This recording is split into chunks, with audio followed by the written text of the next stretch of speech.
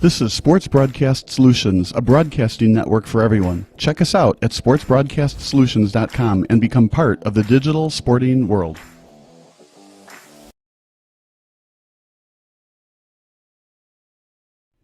Sports Broadcast Solutions is a broadcasting network for everyone. For those of you who would like to broadcast or live stream your event, or maybe make a highlight tape, but would like a sponsor to fund the event, SBS has a myriad of ways to advertise your sponsor during our broadcasts.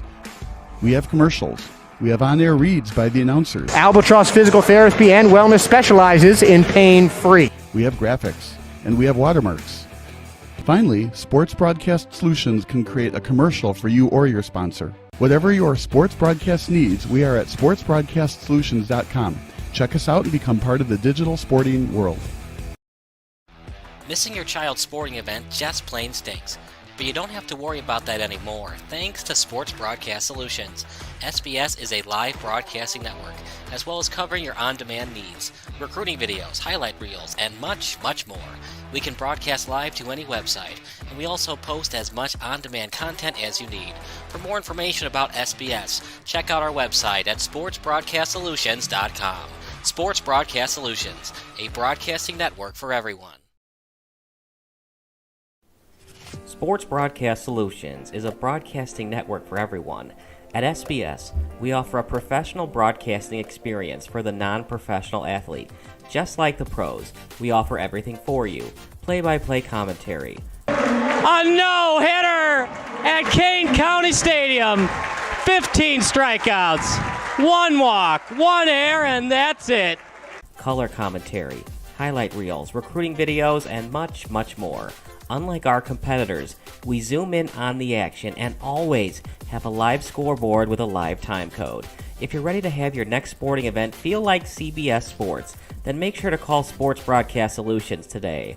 Our phone number is 330-957-7653, or you can go online to sportsbroadcastsolutions.com. SBS, a broadcasting network for everyone.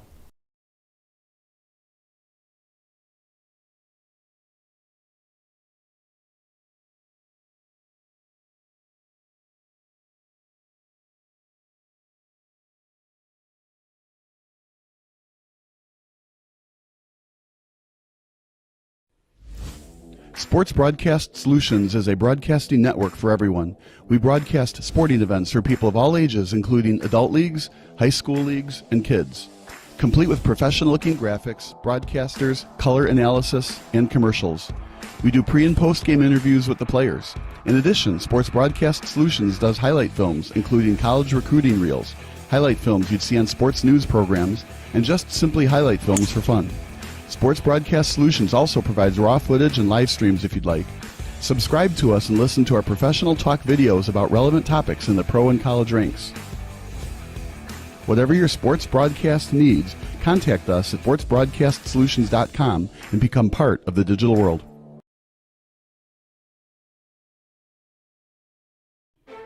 Sports Broadcast Solutions is a broadcasting network for everyone. For those of you that just want raw footage of your sporting event, but no play-by-play or color commentary, you just need us to live stream video from the event over the internet.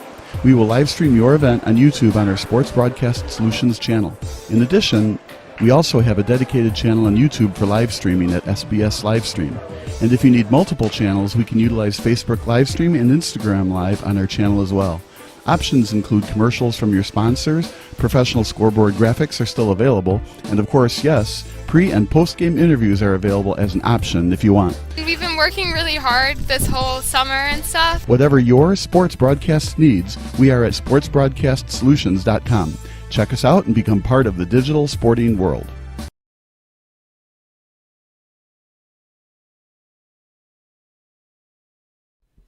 Sports Broadcast Solutions is a broadcasting network for everyone. Instead of spending hundreds or thousands with all these college recruiting sites, let us put together your college highlight reel. For just a fraction of your potential college scholarship and significantly less than these recruiting services, we got this.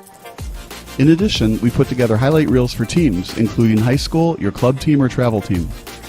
My teammate gave me a great pass, and I just took it. The other team slashed me, took the opportunity, saw where the goalie was weak, and I just shot it there. Solon O'Connor and Marsh back on defense. And Marsh gets a blowout. We got a breakaway at 2-0. A shot and a goal! So 3-3. The power play was officially over. Whatever your sports broadcast needs, check us out at sportsbroadcastsolutions.com. Check us out and become part of the digital world.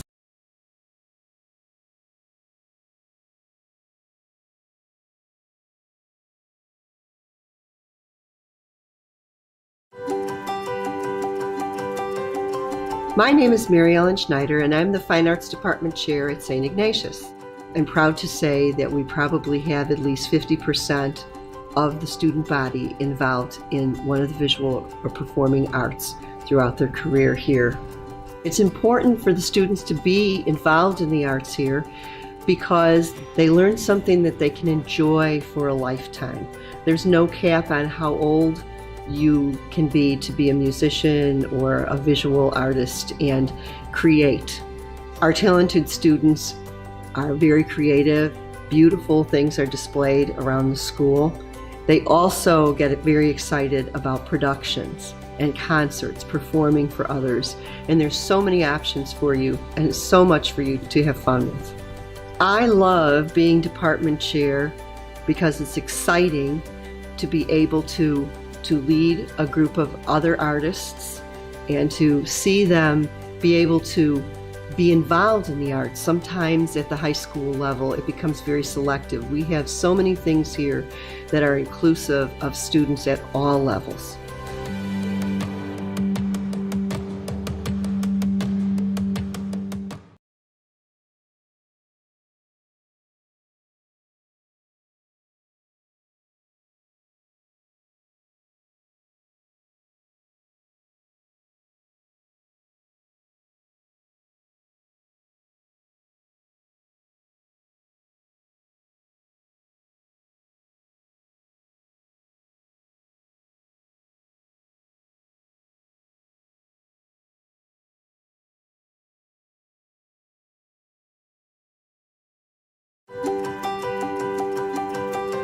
My name is Patrick Winter, and I'm the chair of the Religious Studies Department at St. Ignatius College Prep. This is the department where we take the academic discipline of theology and we engage our students in questions about God, about meaning, about purpose. You know, I think of us as kind of a worldview department. And what we do is we take the students who come in, we meet them where they are, but then we try to take them somewhere else, somewhere new. What happens in our classrooms is that it becomes kind of a dynamic exchange between the students and their own context and their own experience and the tools that we try to offer to them, and out comes something that is a mix of the religious studies curriculum that's grounded in the Catholic tradition, but also that's brought to life by their own experience and their own reflection and the questions that they have. And the students who we teach really do a wonderful job of actively engaging in that dynamic process.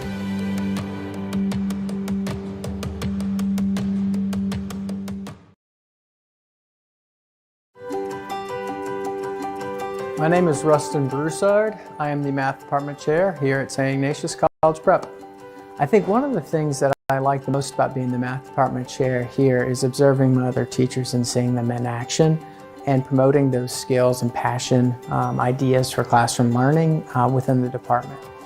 The second thing that I really appreciate in our department is that we offer several programs for students to study additional mathematics, to take more math in their 4 years here. Our students here at St. Ignatius will experience a variety of math classes, and it's dependent upon the student's readiness and desire to study math. Some of our students will begin in Algebra 1, some will begin in geometry, some will begin in Algebra 2, and then the class progression will continue along with some students finishing in pre-calculus, others finishing in calculus or multivariable calculus, or even differential equations. The additional offerings from our department in addition to classes would be a math team, which competes against other schools in competitions for state and at regional level. Our department also offers an opportunity for students to be nominated to participate in a Summer Actuarial Academy, and that is conducted by the University of DePaul here in Chicago, and it's a one-week opportunity to learn more about actuarial sciences. Our students will learn here in their math classes how to think, how to problem solve, how to use logic, and to make greater meaning of their world.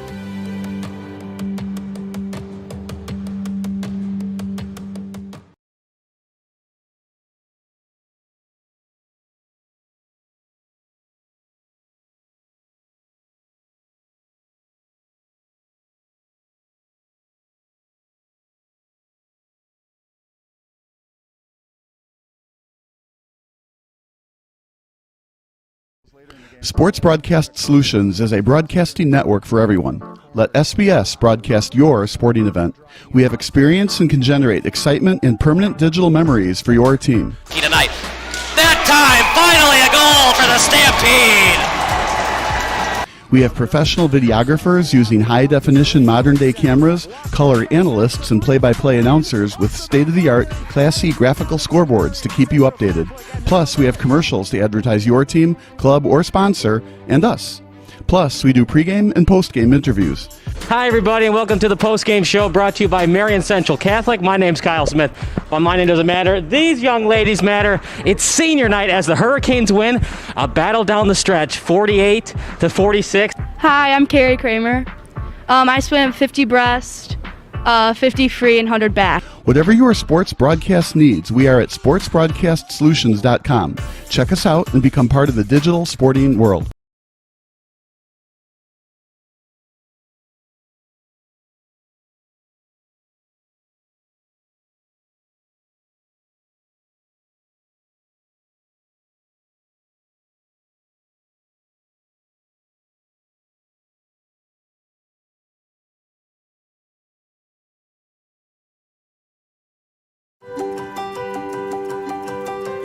My name is Patrick Winter, and I'm the chair of the Religious Studies Department at St. Ignatius College Prep.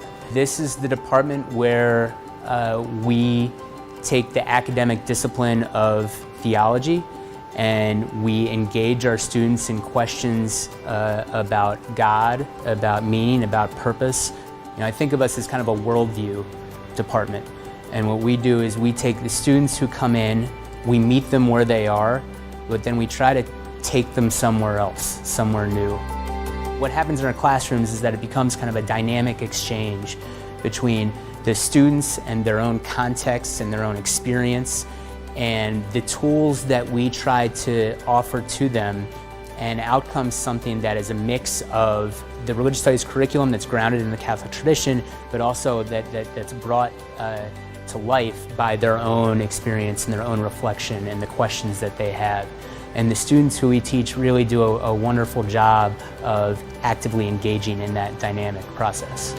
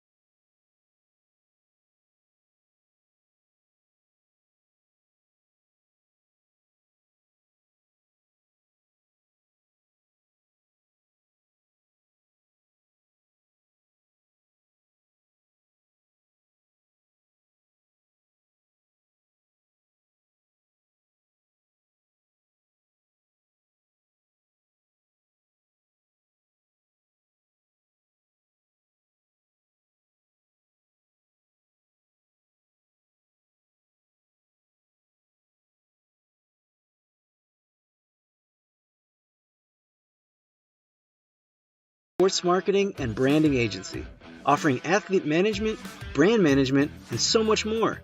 We are powered by experience, currently serving athletes in the WNBA, MLR, NFL, and college sports.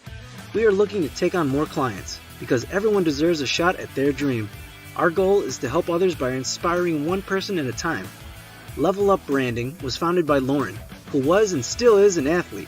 She understands the importance of being a well-rounded and built individual. It takes an athlete to know an athlete. We are built different. There is so much more to an athlete than what is seen on the field or the court. We make it a priority to understand our athletes. We want to know and understand our clients' values, motives, passions, and future goals. At Level Up Branding, we believe in helping others succeed. We believe in giving back. We believe in family. You are more than an athlete. Level Up Branding was founded based on the sheer passion of sports, community involvement, and the sense of belonging to a community. We were created from an athlete's innovative mindset and experience, and here to offer our services to like-minded athletes.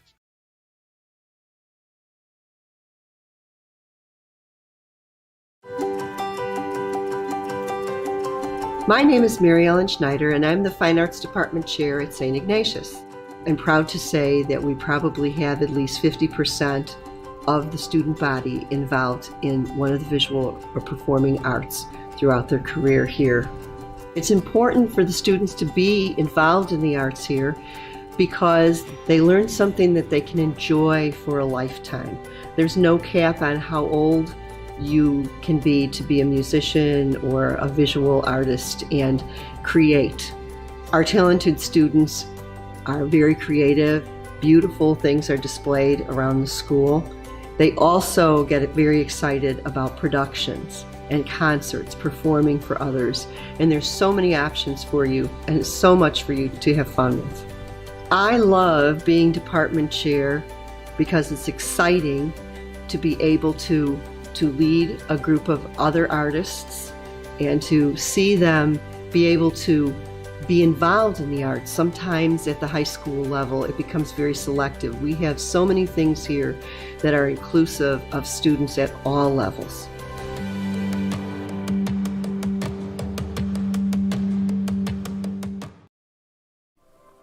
Hey, this is Sarah Greenfalk here of Psych Edge. Do you want to learn how to improve your performance, improve your confidence, improve your resilience? Coming this fall, Psych Edge is releasing 5 workshop classes that will give you the skills to accomplish your goals with increased confidence and resilience.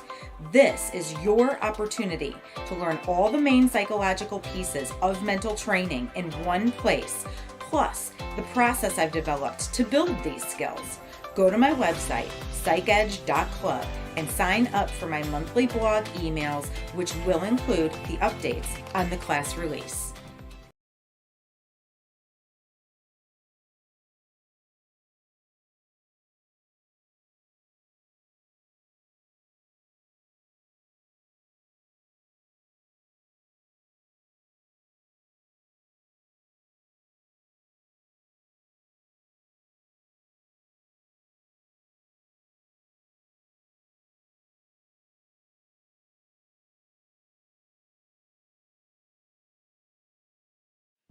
It's June 9th, 2010. Game 6 of the Stanley Cup Final is taking place between the Chicago Blackhawks and the Philadelphia Flyers. They'll still have to win a Game 7 in Chicago. It's a 3-3 tie in the first overtime, meaning this has been a moderate offensive explosion with some decent defense and goaltending squeeze in between this hockey contest. This is a huge game for Blackhawks fans, as their favorite hockey team has been a laughingstock in the Western Conference for most of the previous decade. For the Flyers, they're looking to bring back Stanley Cup glory to the city of brotherly love for the first time since the 1970s. To truly understand the importance of what happens next, we need to hit that left button on the VCR. In other words, we need to rewind.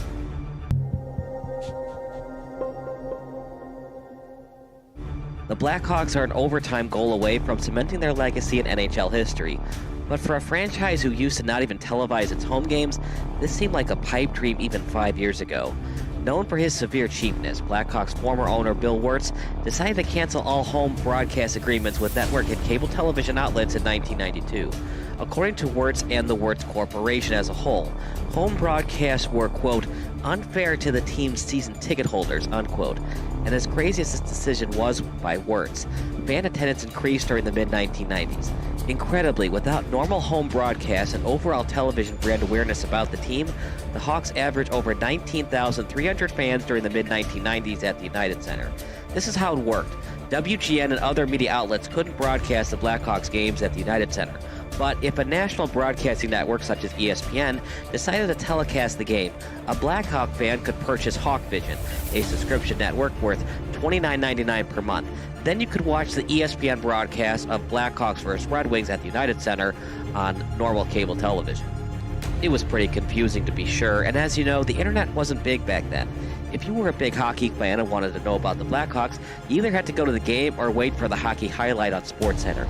Even then, hockey coverage wasn't big on ESPN, so it was in your best interest to purchase a ticket at the UC. So the fans kept supporting the Blackhawks even though they couldn't watch their favorite team on TV. However, the product on the ice wasn't so great. As if it were a curse from the hockey gods, the Hawks kept finding different ways to choke in the playoffs. An original six team, the Hawks were at one time the second most cursed original six franchise. The New York Rangers went titleless from 1940 until 1994, and the Hawks now find themselves in the same place as the Toronto Maple Leafs. The Maple Leafs and the Hawks have not hoisted Lord Stanley's Cup since the 1960s decade. For the Hawks, it's been even worse. They haven't won it all since 1961, and before that, Chicago went 23 years without hoisting the Cup. The Maple Leafs have been a borderline disaster since 1967, but at least the Leafs were a dynasty in the 60s. The Hawks were lucky to even win the 1961 Stanley Cup. So yeah, the Hawks have pretty much been mediocre or worse since 1961.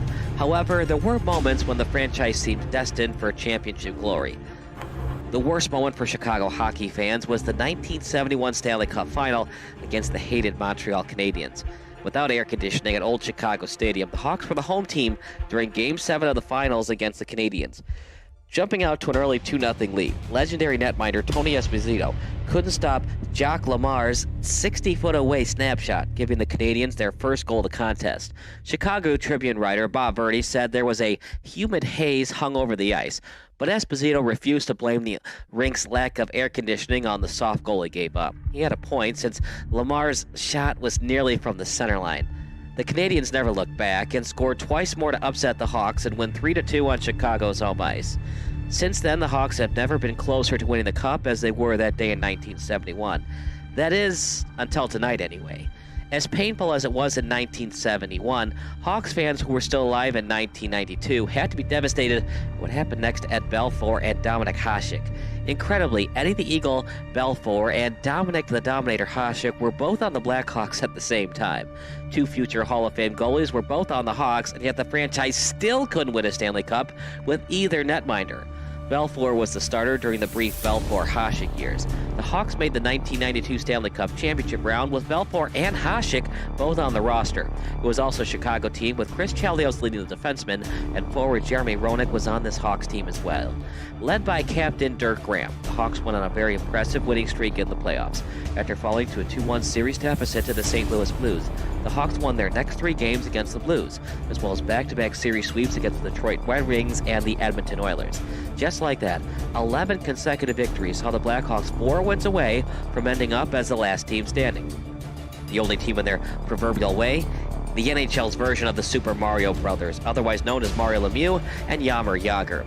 The Pittsburgh Penguins were the defending Cup champions, and after nearly beating the Washington Capitals in Game 7 during Round 1, the Pens found their way in the finals thanks to winning 8 of their last 10 games. Hasek was probably Chicago's better goalie entering the playoffs, as the Dominator earned all rookie honors and went 10-4-1 during his 15 starts between the pipes. Between a contract holdout from Belfour and Crazy Eddie missing games this season due to personal reasons, Hasek was turning into a fan favorite, while Belfour was the more controversial choice in net. However, head coach and general manager Mike Keenan stuck with Belfour throughout the playoffs. He turned out to be the best goaltender in the postseason, not named Tom Barrasso. The problem is Barrasso plays for Pittsburgh, so it was up to Roenick and company to find consistent offense against the Eastern Conference's best goalie. It looked like the Hawks had the Pens right where they wanted them when they took a 4-1 lead during Game 1. but the hockey gods haven't liked Chicago since 1961. Whenever the Hawks can blow a postseason lead during crunch time, they like to do it. The Pens scored 4 unanswered goals on their home ice, including the game winner with just 13 seconds left in OT. A crushing 5-4 loss for the Hawks, and they never rebounded from it. It was a sweep for the Pens as the Penguins celebrated their championship victory at Chicago Stadium. Hasek even showed during the series that he still had some raw rookie moments, but Belfour clearly wasn't himself. Hasek subbed in for Belfour in Game 4 after Eddie the Eagle gave up 2 goals on just 4 shots on goal. Keenan had a tough decision to make between keeping Hasek and Belfour, but with Belfour 1 year removed from winning the Vezina and Williams M. Jennings trophies for best goalie, Keenan had no choice but to allow Hasek to become expendable. The Sabres then cashed in on the young goalie's athleticism by fleecing the Hawks with a terrible trade request.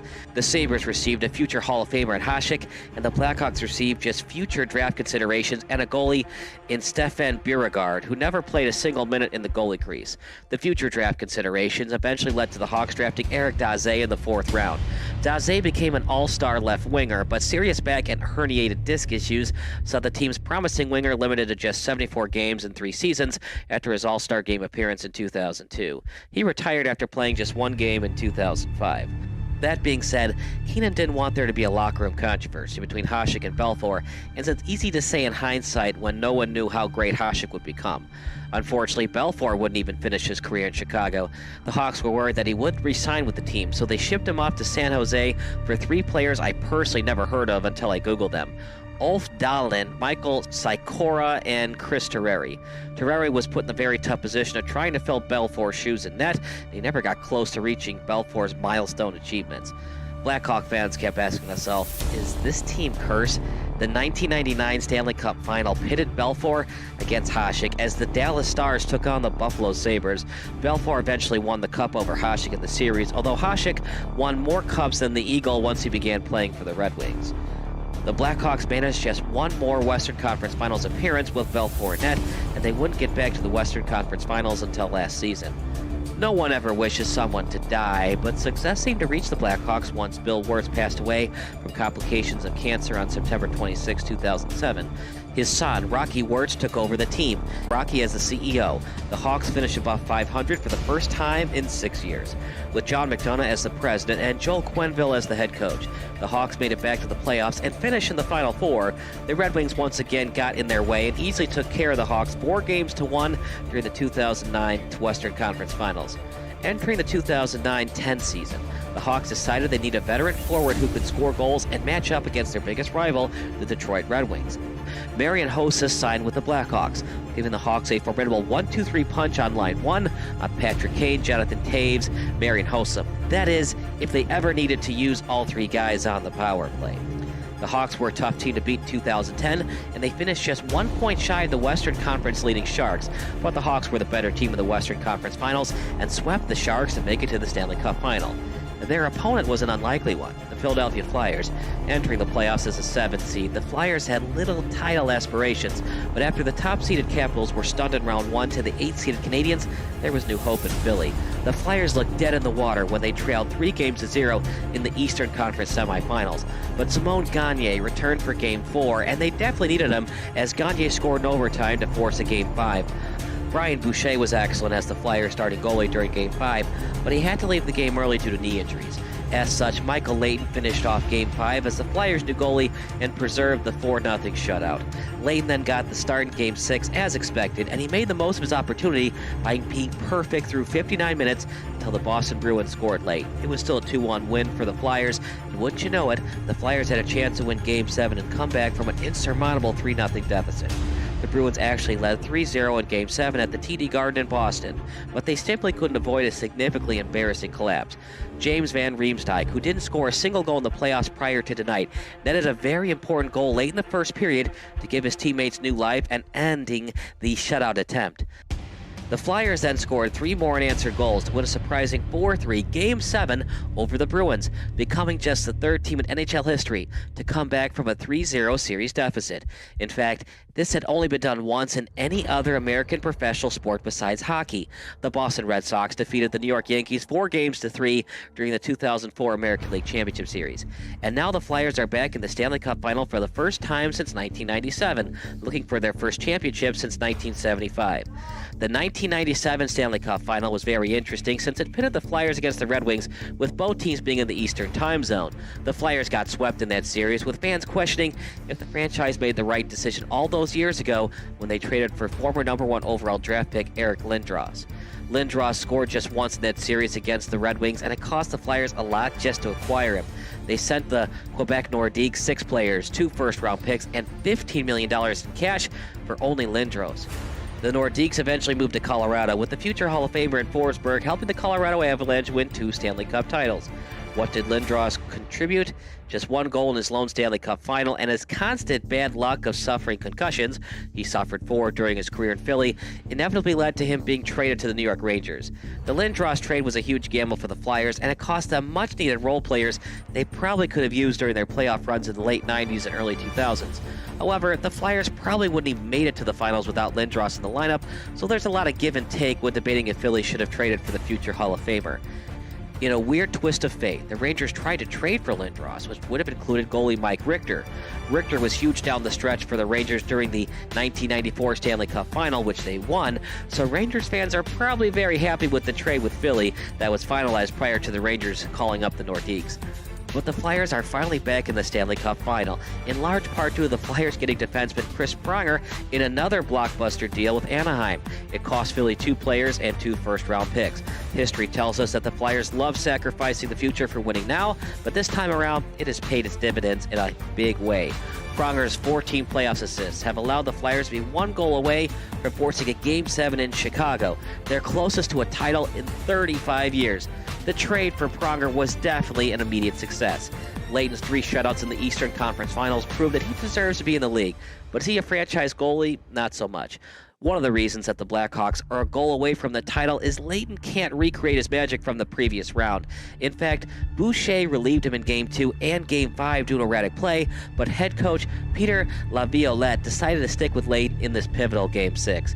And to be honest, the Flyers felt comfortable about tonight.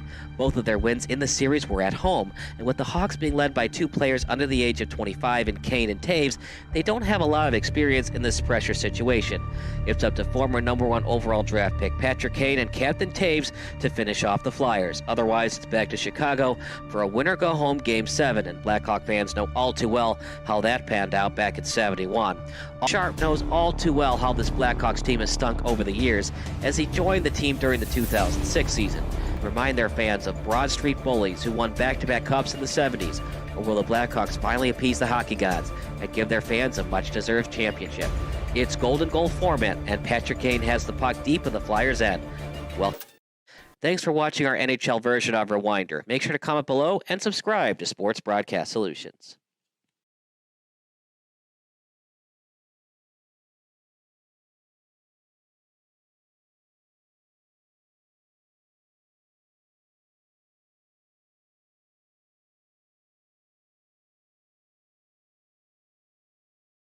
It's October 26th, 1991, Game 6 of the 91 World Series at the Metronome in Minneapolis, Minnesota. It's an unlikely matchup between the Atlanta Braves and the Minnesota Twins. The Twins won the World Series just 4 years ago, but like the Braves, they weren't supposed to be here. Kirby Puckett is at the plate, and you might know what happens next on this 2-1 pitch. And for that, I'll give you a virtual high five due to your ability to use the internet. But for those of you who don't want to cheat via Wikipedia or BaseballReference.com, let's get in that DeLorean and crank it to 88 miles per hour. It's time to travel back in time, or as SB Nation would say, let's rewind.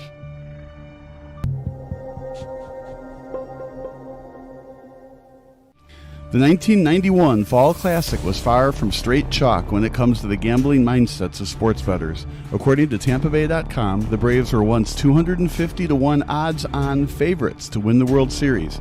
If you bet $100 on the Twins in spring training, that was a great bet, as they were 100-1 odds to win it all. In fact, both teams finished in last place in their respective divisions the year prior. The Braves were actually in the National League West back then, and although they'd be dominant in the later part of the decade, the beginning of the 1990s wasn't friendly to Bobby Cox's team. The first year of the 90s saw the Braves finish the regular season at just 65-97, but general manager John Schuerholz saw something in Cox, and the fiery skipper became the head honcho on June 23, 1990, replacing Russ Nixon. It didn't lead to an improvement when it came to wins. The Braves were 25-41 when Nixon received the pink slip, and they finished the year 26 games out of first with Cox as the manager. Still, the players seemed to respond to the 50-year-old skipper the next season. The Braves were notably better, but a World Series appearance still seemed very unlikely on July 11th. A .500 record at just 40-40, the Braves were on the cusp of being sellers at the trade deadline. But then something happened. The Braves just refused to lose. An incredible 54-28 finish to the season saw the Braves 4 wins away from a National League pennant. They clinched the division on a second-to-last of the season, with the Braves remaining in first place from September 20th until the clincher on October 5th. The stunned Los Angeles Dodgers couldn't believe it. How could a Braves team who were at .500 practically halfway through the season keep them from an NL pennant? As for the Braves themselves, next came the Pittsburgh Pirates, led by Silver Slugger Barry Bonds. If the regular season was crazy enough for Atlanta sports fans to start believing, the 1991 National League Championship Series was something we probably won't ever see again. 4 shutouts took place in the series, including 3 1-0 shutouts. The Pirates were the heavy favorites to advance to the World Series. A 98-win team, the Pirates won the division by an easy 14 games. John Smiley won 20 games for the Buccos, the last time a Pirates pitcher won 20 games during the 20th century. Doug Drabick was the reigning NL Cy Young Award winner, and with Bombs and Bobby Bonilla still in the primes of their careers, there's no way that Bobby Cox's Cinderella story could still wear their gold slipper going into the championship round, right? Wrong. Tom Glavine, the 1991 NL Cy Young winner, was on this Braves team, but he actually underperformed in the series. Game 1 went to the better-seeded Pirates, a well-deserved 5-1 win to the higher seed as the Pirates scored the game's first 5 runs. Glavine was the loser in this one by walking 3 batters and giving up 4 unearned runs. Atlanta's David Justice hit a leadoff homer in the top of the 9th inning, but it was just too late as the Pirates took a 1-0 series lead. The Braves found a way to split the first 2 games at Three Rivers Stadium, with Steve Avery leading the way to a 1-0 shutout. Game 3 was all Braves. A 10-3 win as John Smoltz was the much better pitcher in the Braves' first home playoff game in nearly a decade. But games 4 and 5 were won by the Pirates, including a seemingly back-breaking 1-0 shutout victory in Atlanta. Zane Smith led the way for Pittsburgh in Game 5, and with their backs against the wall, Atlanta had to somehow win both games on the road to make their first World Series since arriving in the capital of Georgia. The Braves just wouldn't let their dream season die. Not only that, but they held the Pirates scoreless for the last 22 innings of the series. From the top of the 6th in Game 5 until the final out in Game 7, the Pittsburgh Pirates couldn't muster a single run. A 1-0 crushing defeat in Game 6 saw the Pirates 1 win away from elimination, and after the Braves scored 3 runs in the top of the first inning during Game 7, the Buccos offense went ice cold down the stretch. Steve Avery stole the show. He didn't give up a single run in his 2 starts. 16 2/3 innings pitched for the young stud on the mound, and he, of course, won NLCS MVP. But the Braves weren't the only weird newcomer to the postseason party. Just 4 years earlier, the Minnesota Twins were World Series champions. Gone were the days of Harmon Killebrew and Rod Carew, but these new Twinkies were still fan favorites. Kirby Puckett, a former junior college player, led the charge in center field. But interestingly enough, not a single player on the Twins had 100 runs batted in during the 91 regular season. The Twins weren't a team known for power. Puckett only drilled 15 homers in 1991, a huge contrast to the 1987 squad when he hit 28 homers. The 1991 Twins were scrappy, annoying, and hard to beat. Designated hitter Chili Davis was the only Twin with over 25 home runs, and the lone 20-game winner on the pitching staff wasn't future Hall of Famer Jack Morris. That distinction went to Scott Erickson. Still, the Twins cruised to an AL West Division title by commanding 8 games. And after dismantling the Toronto Blue Jays in just 5 games during the ALCS, it looked like the Twins had the upper hand for the 1991 World Series crown. After all, the Braves barely squeezed into the World Series, while the Twins looked like the far more superior team. But the World Series started anyway, with Cox proving to the rest of the world that he would become one of the game's all-time great managers. Down in an early 0-2 hole, the Braves looked like a completely different ball club when they flew back to Atlanta. 3 straight victories at the old Fulton County Stadium, including a 14-5 convincing victory over the seemingly unbeatable Twins, put the Twins in major trouble. Just like that, Tom Kelly's squad looked all but done. The problem was, they weren't. Plus, they still got to go back home for Games 6 and 7, assuming they could force a Game 7. The 1991 World Series became one of the all-time greats, and Game 6 was no exception to the rule. The Twins struck first with 2 ball players crossing home plate in the bottom of the first inning. The Braves seemed to have the momentum back after Terry Pendleton hit a 2-run bomb in the top of the 5th. Determined to play Game 7 at the old Hubert H. Humphrey Metrodome, the Twins got the lead back in the bottom of the frame. And after battling to a leadoff walk, Don Gladden stole second base. A couple of flyouts later, including the sacrifice fly by Puckett, gave the Twins the lead back. But don't count these Braves out. Up by a run in the top of the 7th, Kelly allowed starting pitcher Scott Erickson to run back out there. But after a leadoff single to Mark Lemke, Kelly had no choice but turned to Mark Guthrie. Guthrie started off okay with a strikeout to Jeff Blauser, but then a walk to Lonnie Smith, including a can't-have-it wild pitch, put Kelly in a tough spot. Guthrie was able to jam Terry Pendleton, but with Chuck Knobloch playing a double-play depth, Pendleton's little nubber got enough of the AstroTurf to give him ample time to claim the infield single. Just like that, we have bases loaded, and Kelly was forced to go to the bullpen. 2005, the Chicago White Sox are hosting Game 2 of the World Series against the Houston Astros. Tied 6-6 in the bottom of the 9th inning, leadoff hitter Scott Podsednik is at the plate, and while Podsednik went to the All-Star game earlier this season, Sox manager Ozzie Guillen is definitely not anticipating a walk-off home run finish to this particular ballgame. The Sox lead 1-0 in the series, but a potential 2-0 series edge, or the game potentially going into extra innings, is just a taste of the drama both teams have experienced lately. This is just the 2nd World Series game in Astros franchise history. And for the White Sox, last night's Game 1 win was the ball club's first World Series victory since Game 5 of the 1959 Fall Classic. Houston, meanwhile, is still looking for its first ever World Series win. Therefore, a lot is riding on this 2-1 pitch. So let's rewind. Scott Podsednik, sometimes known simply as Scotty Pods by fans of the Southsiders, is starting to become a fan favorite. The White Sox had a formidable lineup of Carlos Lee, Bagley Ordonez, Paul Konerko, and Frank Thomas going into the 2005 offseason, but after finishing in second place to those pesky Minnesota Twins in 3 consecutive seasons, General Manager Ken Williams pulled off one of the biggest blockbuster trades in Chi Sox history by dumping Lee's contract to the Milwaukee Brewers and acquiring the speedster in Podsednik. Just like that, Williams dumped a 30-homer, 100 RBI guy for the relatively unknown commodity in Podsednik. The theory was Podsednik would help bring a new dimension of speed and small ball mentality to the Sox. Williams wanted to change the direction of the franchise with a speedy and up-and-coming ball player who could frustrate opposing pitching staffs on the base pass, similar to what the Twins were doing with Lou Ford, Torrey Hunter, Luis Rivas, and Christian Guzman. And Williams' bold trade turned out to be a great one.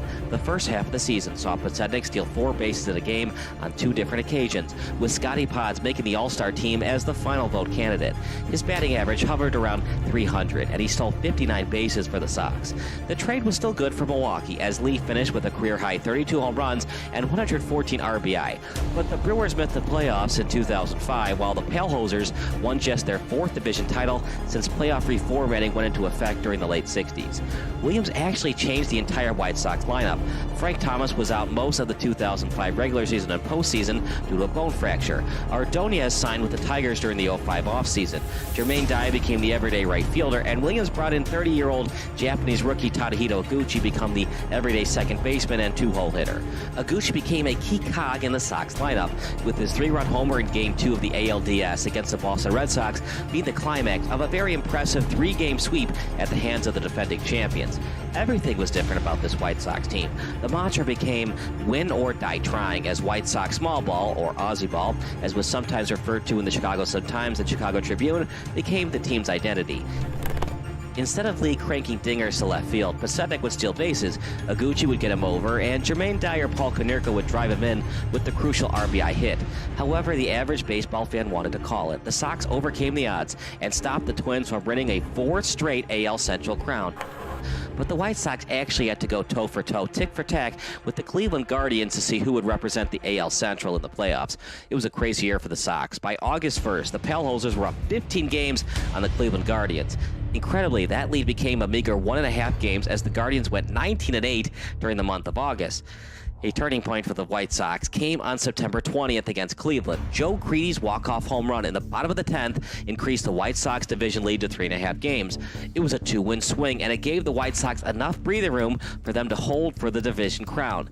Even more interesting, Cleveland missed out on the postseason entirely after its amazing run. The Guardians/Indians lost 6 of their last 7 games, allowing the Red Sox to sneak in as the wild card representative. It was a tough pill to swallow for Indians fans, as this team went from a 48-47 record to almost upending the Sox for the division pennant.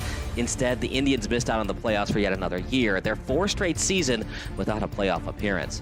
The White Sox cruised past the aforementioned Red Sox, but the ALCS was a slightly different story.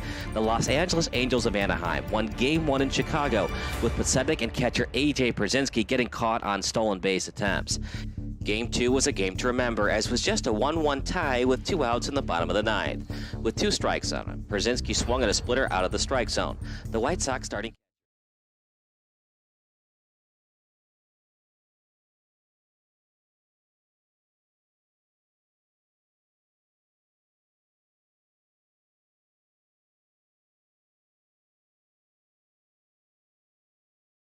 (9th, 2013). The Sweet 16, otherwise known as the regional semifinals, is taking place between the Kansas Jayhawks and Michigan Wolverines. In a surprising twist, the lower-seeded Wolverines are up by 2 points on the number 1-seeded Jayhawks. It's definitely not shocking that the Wolverines are currently winning.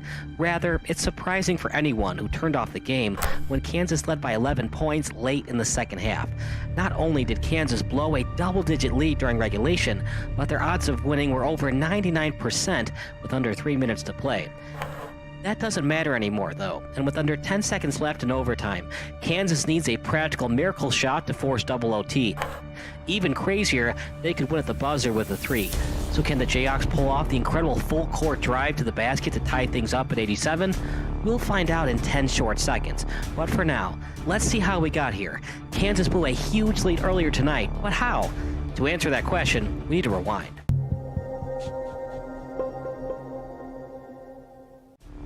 Remember when I said it's not shocking that Michigan is beating Kansas? Well, for starters, SB Nation only gave Kansas a 2-point edge. A 2-point spread is not exactly a comfortable betting edge for gamblers, even though Kansas is 11-2 against the spread in its last 13 games. This front court matchup also features the National Player of the Year in Trey Burke. Burke, who actually grew up in Columbus, decided to become the arch enemy of the Buckeye faithful and instead attended the much-hated Michigan Wolverines. Burke manned the point for the Wolverines, and even as a true freshman, head coach John Beilein felt comfortable putting him on the court for over 1,200 minutes of game action. His 1,227 minutes logged ranked 2nd in school history. However, Burke's Wolverines finished the 2012 postseason by losing in the first round to the Ohio Bobcats. To be fair, Ohio was a great team in 2012 who ended up finishing in the Sweet 16. Still, alumni from Ann Arbor began wondering if Michigan would ever return to the heights of the Fab Five era. For all of those non-history fans out there, Michigan was once a basketball king for college hoopers. Future Hall of Famer Chris Webber led the Fab Five recruiting class, and Jalen Rose played for the Wolverines as well. Incredibly, future NBA player Juwan Howard was the 3rd best player during the Fab Five era. The Fab Five got its name since all 5 of its starting players were top 25 national recruits. It seemed like the only detriment to the era was not winning a national title game, and Weber became the laughingstock of college basketball when he infamously called a timeout when his team no longer had one during the title game against North Carolina. But the major problem of the Fab Five was the scandal following it. Notably, U of Michigan booster Ed Martin made payments to players by laundering money through an illegal gambling operation. It was such a huge scandal that the FBI, IRS, NCAA, Big Ten Conference, and United States Department of Justice all had to investigate the matter. The scandal inevitably led to Steve Fisher being fired from the program in 1997, although the NCAA investigation didn't find him culpable of any wrongdoing. In total, 4 former players from the Michigan basketball program, Maurice Taylor, Robert Traylor, Lewis Bullock, and Weber, collected a grand total of $616,000 from Martin. The scandal forced Michigan to vacate its appearances in back-to-back national championship games, and Weber even got charged for perjury during the trial of Ed Martin's illegal gambling operations. The NBA suspended the Sacramento Kings power forward 3 games during the 2002 season, with the University of Michigan disassociating itself from him until later this year in 2013. The Wolverines deleted Weber's records from the basketball program's records book, all because Weber admitted to giving Martin about $38,000 in cash during his amateur status as a student athlete at Michigan. Weber admitted that the $38K was in reference to repayment for expenditures Martin did on his behalf. Because of the scandal, Michigan became known as the best college basketball team that money can buy, and it hurt the recruiting pitch towards players for several years. The basketball team missed the NCAA tournament every year from 1998 to 2006, but when Beeline became the head coach in 2007, things started to turn around rather quickly. In 2009, the Wolverines returned to the tournament and even upset Clemson during round 1. In 2011, Michigan barely lost to Duke during the round of 32 by a final score of 73-71. The Wolverines weren't quite back yet, but at least the stench of the Fab Five was slowly but surely going away. The stench of the Fab Five was similar to that of a skunk, though. The Wolverines lost 1 scholarship for 4 consecutive seasons due to the scandal, and they even had to vacate their involvement in the 1997 NIT and 1998 Big Ten tournaments. The best way to get people to forget about Ed Martin and the Wolverines, well, Al Davis said it best. Just win, baby. Just win, baby. The 2012 Wolverines began to start doing that consistently. A 13-5 finish in conference play saw the Wolverines, Buckeyes, and Michigan State Spartans all record the same record. It was the first Big Ten title of any kind for Michigan since 1986. But the sting of last year's first-round exit to Ohio was still prevalent for many of the returning players. Whether the Wolverines were playing with a vengeance during the fall and winter of 2012 is unclear, but whatever the reason, Michigan was at one point the #1 team in the nation, according to the Associated Press. They started the year at 21-2 and seemed to be unbeatable. In fact, the Wolverines started the year at 16-0.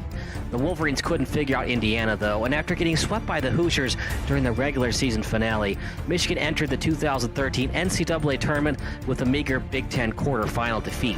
Michigan has been playing terribly since their undefeated beginning, but they're also just 10-7 in their last 17 games. Meanwhile, Kansas is 5-0 in its last 5 games and has only lost once since early February.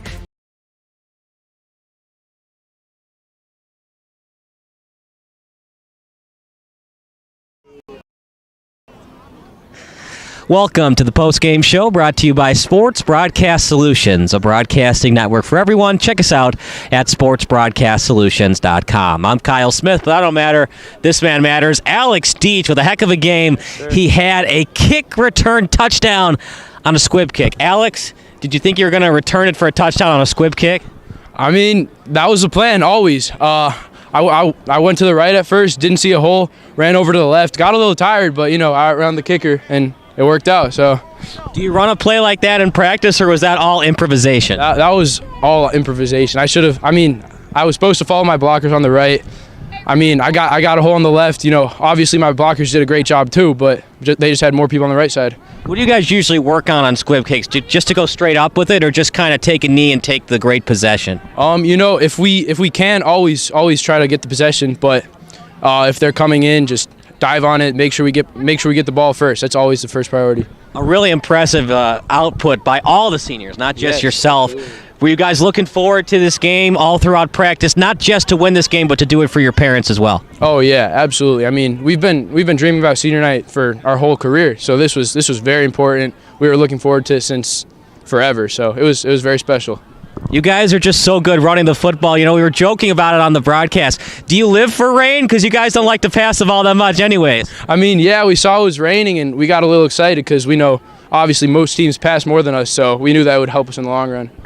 What an impressive drive, 97 yards. What was Jake Petro saying to you guys in the huddle every time you guys were getting a little bit closer and a little bit closer to that end zone? You know, Jake Petro, he's a great leader. Just every time he says, he just gets everyone back in the huddle, gets everyone set, you know, does a great job at it. Just, you know, keep driving, just keep pushing the ball.